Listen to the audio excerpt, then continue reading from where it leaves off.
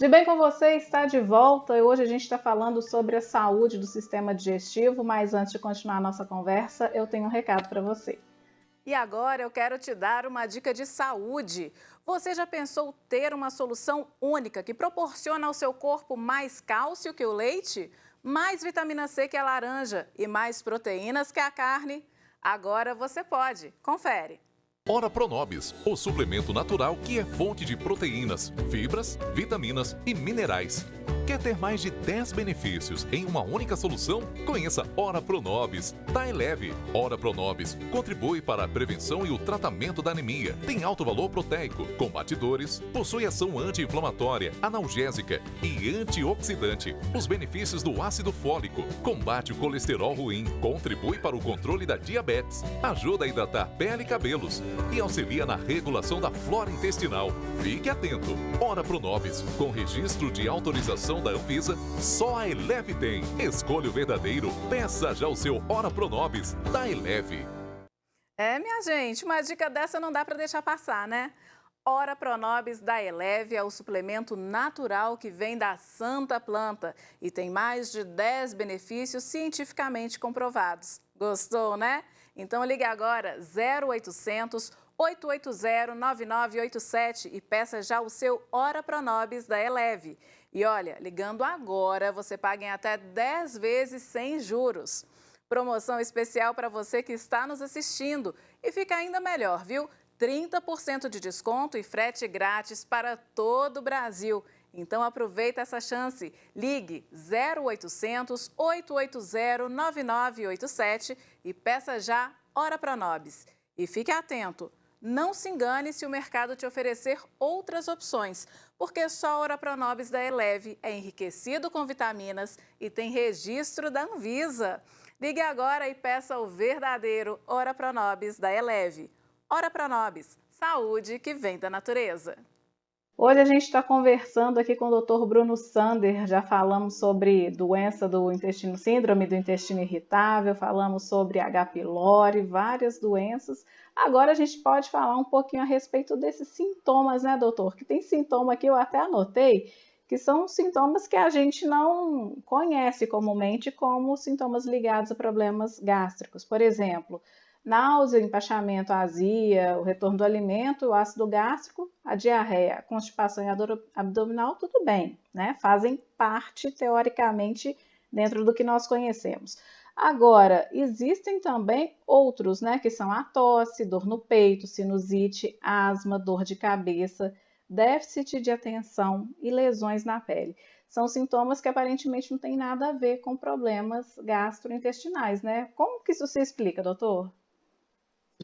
Na realidade, são sintomas que podem estar associados a doenças gástricas. Por exemplo, a tosse seca, né, principalmente a tosse noturna, alguma doença respiratória relacionada a isso, pode ter uma grande relação com o refluxo gastroesofágico, que é aquela tosse que não melhora. O paciente vai lá e faz exames de pulmão, tá tudo normal, tudo ótimo, mas o paciente fala: doutor, eu deito à noite, a noite inteira eu tossindo. Porque ele ficou naquela posição deitada e o ácido do estômago subiu com mais facilidade e irritou lá em cima, né, a cricofaringe, e fez com que o paciente tossisse durante toda a noite. Então, às vezes, ao tratar o refluxo, a tosse desaparece. Então, são coisas relacionadas. Algumas doenças de pele, por exemplo. Tem pacientes que apresentam manchas avermelhadas na pele, foram lá no dermatologista, fizeram todos os exames e nada justifica aquelas manchas. A dermato, que sabe muito de medicina, foi lá e pediu uma endoscopia, veio H. pylori positivo. Ela tratou a H. pylori e as manchas desapareceram. Então, existem relatos dessa associação também. Às vezes o paciente tem uma gastrite atrófica, onde ele vai ter uma dificuldade maior na absorção de vitamina B12. Então, aí o paciente tem uma avitaminose, ou aquele paciente está desanimado, está sem força, sem energia, e você pensa, mas o que isso tem a ver com a gastrite? Pode ter relação na absorção. Às vezes a absorção de algum nutriente, alguma vitamina, principalmente a B12, está diminuída por alguma patologia no estômago. Então, isso é o que a gente chama de sintomas extraintestinais das doenças intestinais. E com quais exames, por meio de quais exames? O senhor aí falou da endoscopia e tudo, mas existem outros exames que nós fazemos para detectar esses problemas? Sim, não existe. Tem, por exemplo, a gente pode citar teste de supercrescimento bacteriano, o próprio ultrassom abdominal, dosagem de enzimas hepáticas, bilirrubinas, são enzimas do fígado, que são exames laboratoriais, né? A própria endoscopia e a colonoscopia, que são exames muito importantes que devem ser realizados, inclusive a partir de certa idade, para procurar, são sintomas preventivos de doenças neoplásicas, né, de cânceres em geral.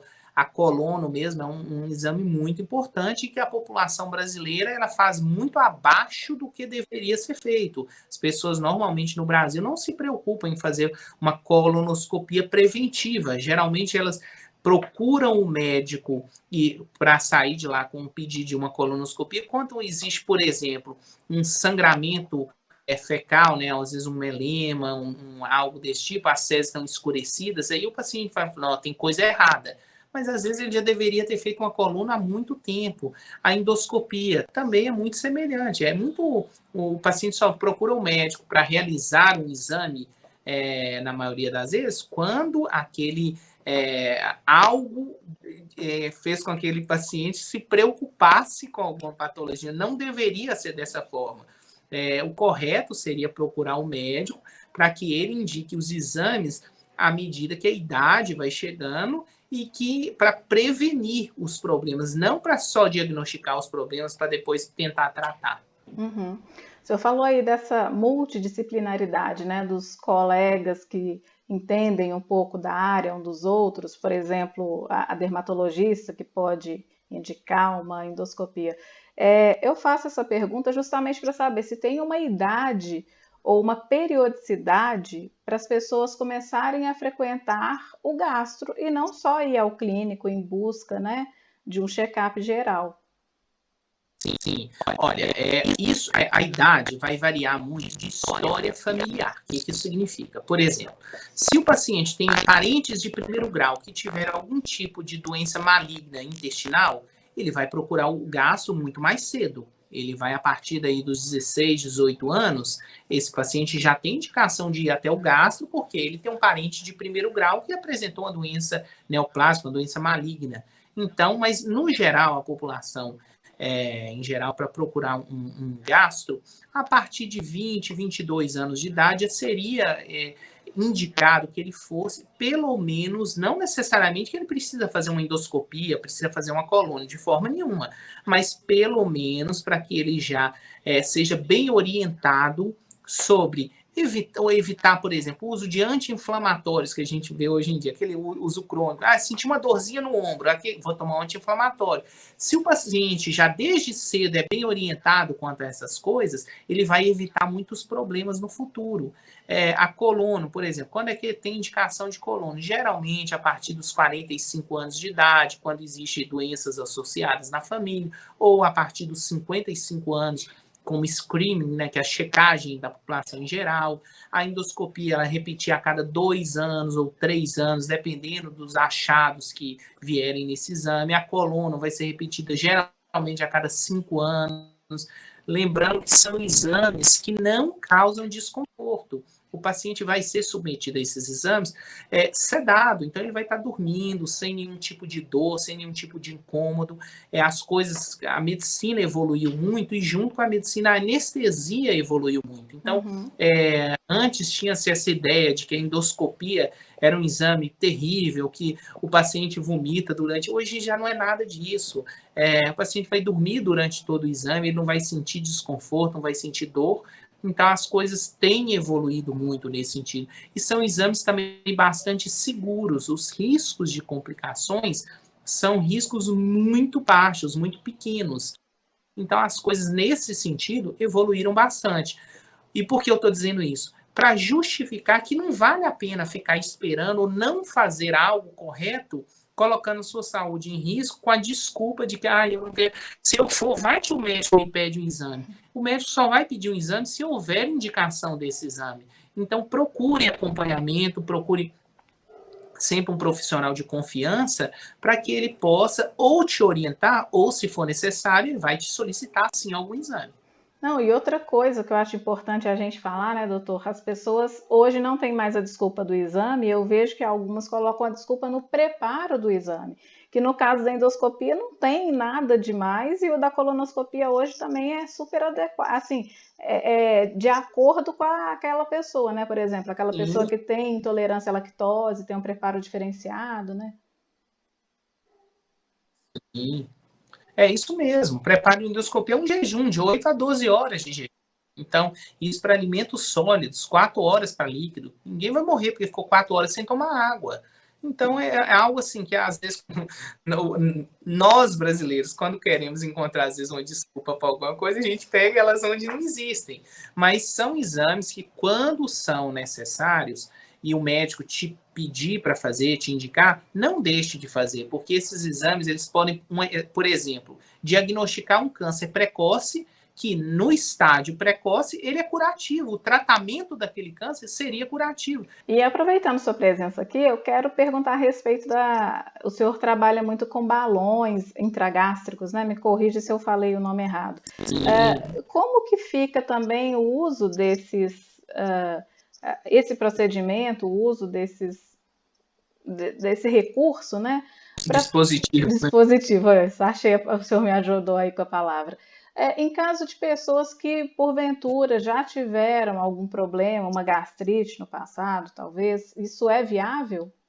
Sim. Sim, totalmente viável. O fato do paciente ter tido gastrite, ter tido H. pylori ou ter refluxo não contraindica o paciente a fazer o uso do balão intragástrico. A função do balão, inclusive, é ajudar o paciente a perder peso. Então, um dos tratamentos que a medicina institui para o refluxo é a perda de peso. Então, se o paciente emagrece, o sintoma do refluxo tende a melhorar. Então, nesse sentido, o balão, de maneira indireta, vai ajudar nesse tratamento. A gastrite, durante o período que o paciente está com balão, ele vai fazer uso de um medicamento protetor gástrico, que é o mesmo que ele usa para tratar uma gastrite. Então, não é contraindicação de forma nenhuma, nem as doenças intestinais são. Ótimo.